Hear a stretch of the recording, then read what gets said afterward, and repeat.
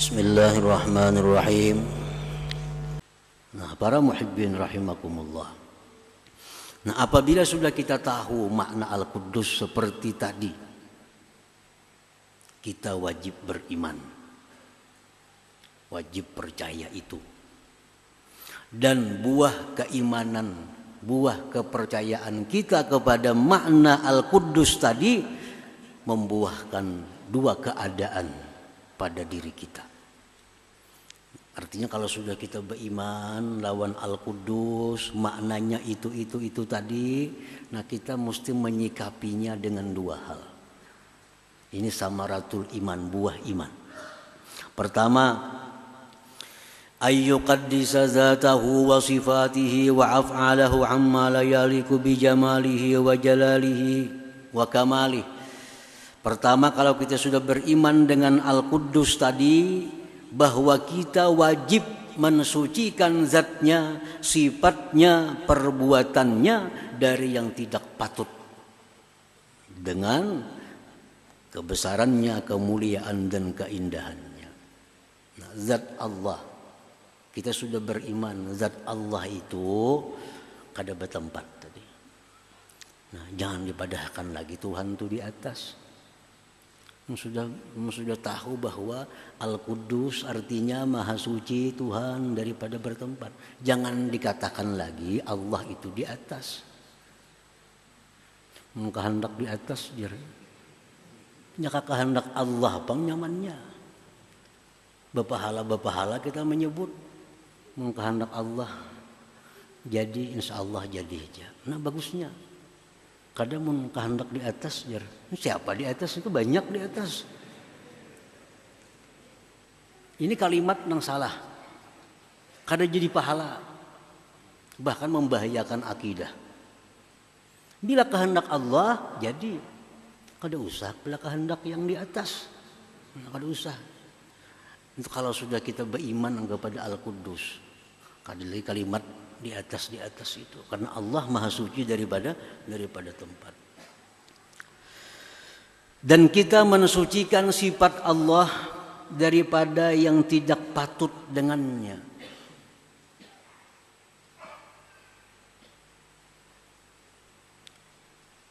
Mensucikan sifat Allah dari yang tidak patut. Misal kita mendesak Allah. Mendesak Allah. Ini orang kada beriman dengan Al-Quddus. Padahal Al-Quddus itu artinya Allah tidak bisa didesak. Maha suci Allah daripada dipaksa.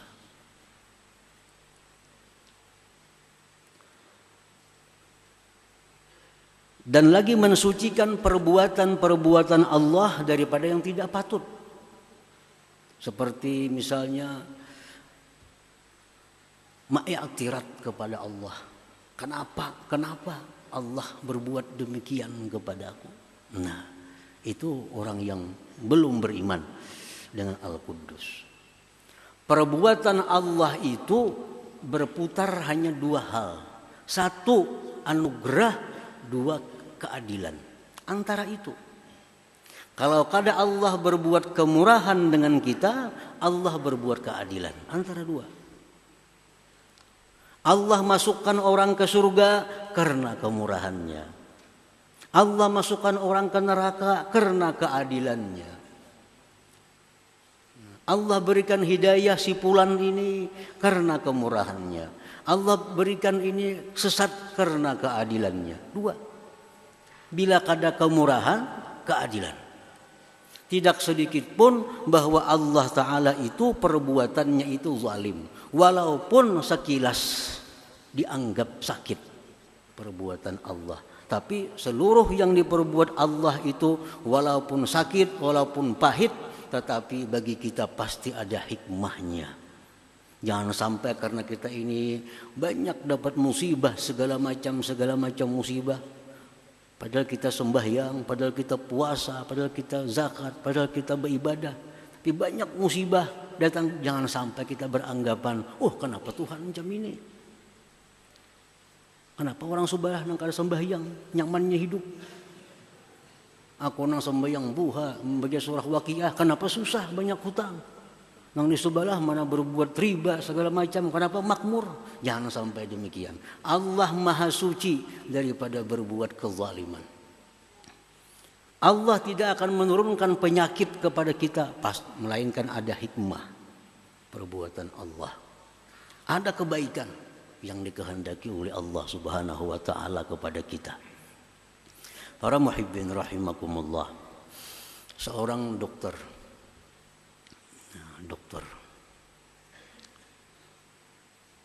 ini memutung kaki seseorang karena kaki orang ini kena penyakit diabetes, gula, lalu kakinya buruk. Dokter tak dipotong dokter. Ini menyakiti, memotong betis orang. Ada orang kena penyakit usus buntu. Dokter membedah, di balahnya parut. Sakit nih. Apakah dokter ini zalim dengan orang ini? Zalim tak dokter tuh?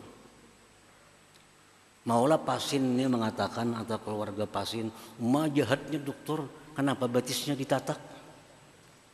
Jahatnya dokter, kenapa parutnya dibalah?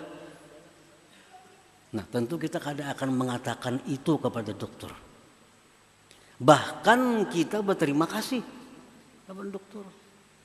Bayar lagi. Bayar. Karena sanda pehumaan, berobat, sanda macam-macam. Padahal disakitinya. Nah, kenapa kita rela? Terima kasih sama dokter, bayar, kaki diputung, karena ingin menyelamatkan yang lebih banyak di tubuh kita. Itu. Karena ingin menyelamatkan yang lebih banyak di tubuh kita. Kalau dibiarkan ini menjalar, nah bisa kemana-mana penyakit nih. Nah, untuk membuang penyakit itu dokter mengambil kesimpulan amputasi, potong kakinya. Dengan senang hati kita sebelah batis saja lagi. Ikhlas, ridha. Karena menyelamatkan sisa tubuh yang lebih banyak. Nah, itulah rahasia Allah kenapa memberikan kita penyakit. Tubuh kita ini dibandingkan dengan roh tidak ada apa-apanya. Tubuh kita, jasad kita dibandingkan dengan roh kita tidak ada apa-apanya jasad. Nah, karena roh kita ini banyak dosa. Nah, roh kita ini banyak dosa. Banyak maksiat, banyak segala macam. Nah, untuk menyelamatkan roh kita ini di akhirat daripada api neraka, diberi Tuhan kita penyakit. Yang dengan penyakit ini Allah hapus dosa-dosa roh tadi. Nah, sehingga kita bersih dan berhak untuk masuk surga Allah Subhanahu wa taala. Nah, itu penyakit. Ini hadis yang sahih menyatakan demikian. Tidak ada satu penyakit pun yang diberikan Allah kepada manusia, melainkan ada dosa yang diangkat dari tubuh manusia itu. Mana kita sayangnya roh dengan jasad kita? Mana sayangnya? Sayang roh. Roh kekal. Jasad hancur. Sayang roh. Nah, kalau kita sayang roh, karena berharga roh daripada jasad, mestinya kita sakit itu kada perlu keluh kasah, kada perlu sedih, kada perlu macam-macam. Terimalah penyakit ini dengan lapang dada.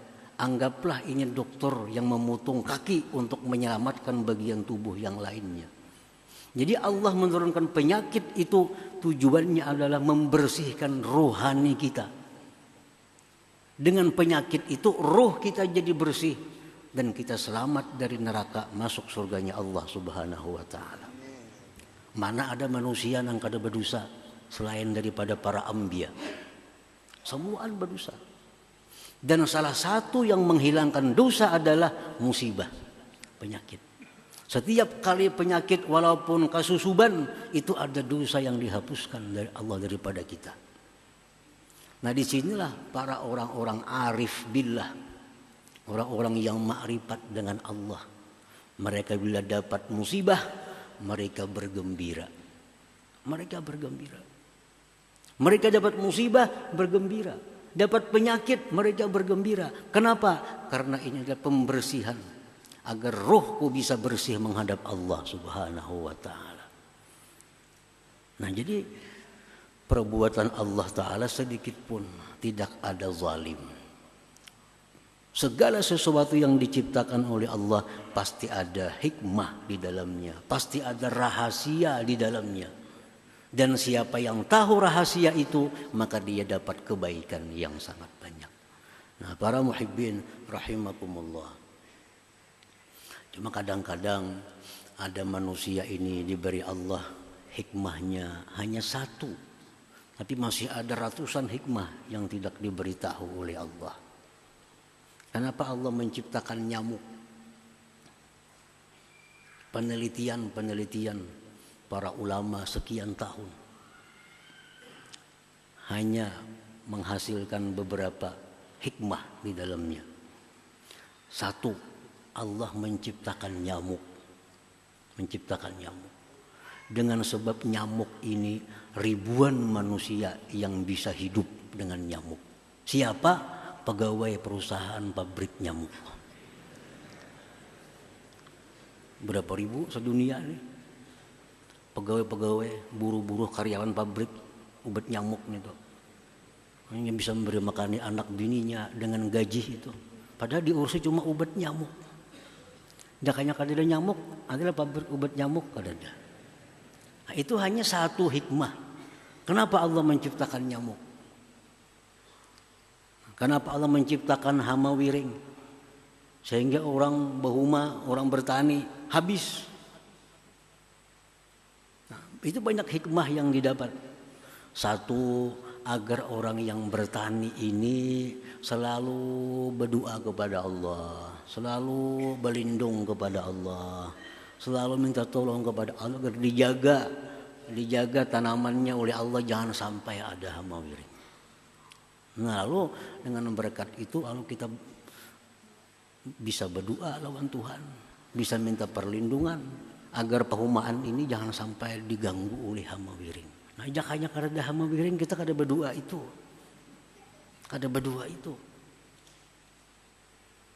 Pokoknya setiap makhluk apapun yang diciptakan Allah pasti ada hikmahnya. Habib Ali bin Muhammad Al-Habsyi sahibul Maulid mengatakan khalaqal khalqa li hikmah.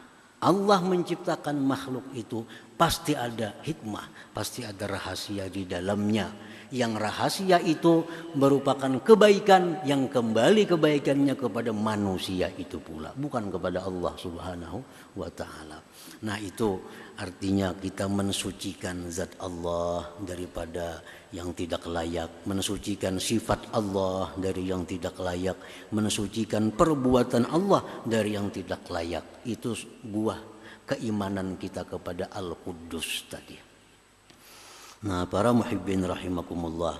Selanjutnya yang kedua adalah wa ayyuqaddisa jawarihahu anil ma'siyah wa dzalika bitaubah wa batinahu an sifatil mazmumah wa dzalika birriyadah wal mujahadah. Nah, orang yang beriman kepada Al-Quddus, satu mensucikan Allah tadi, yang kedua dia mensucikan anggotanya daripada maksiat. Caranya bitaubah, dengan tobat. Dan mensucikan batinnya dari sifat-sifat tercela, sombong, angkuh, ria dan sebagainya, dengki, dendam. Caranya dengan melatih diri dan berjuang melawan hawa nafsu. Nah itulah buah keimanan kita kepada nama Allah yang kelima ini, Al-Quddus. Nah, mudah-mudahan Allah Subhanahu wa taala memudahkan kita untuk mendapatkan buah keimanan kepada Al-Quddus ini. Amin ya rabbal alamin.